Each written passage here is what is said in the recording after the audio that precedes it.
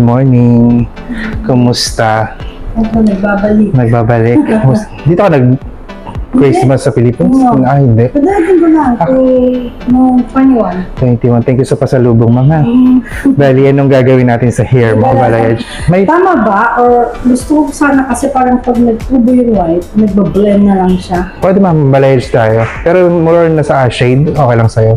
Parang white hair lang din. Mag-bleach tayo, okay lang yun. Kasi para ma-achieve yung ash, kailangan kasi i-bleach yun. Sige po. Kailan yung last balayage mo? Wala, matagal na. Matagal na to? Hindi yata ako nagbalit, matagal na. I can remember. Pero may ibang part lang dito na ano mama. Siguro meron pa dito konti, pero check natin mamaya. How about haircut? Oh, siguro, konti lang. Konti lang. Ilabas lang din natin yung layered. Parang wala na tong layered eh. Sige, start 2 na tayo. months ago, nagpunalayan yun yung last. Ito yung last. Sige po. Start na tayo mama. Very nice. Very nice. Thank you. Cheesy yung gusto kong powder.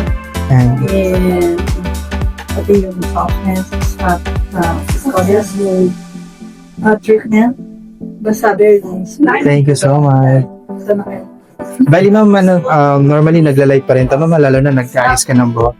And maintain mo lang sa mga treatments, mga mass treatment sa bahay. Okay. Twice a week.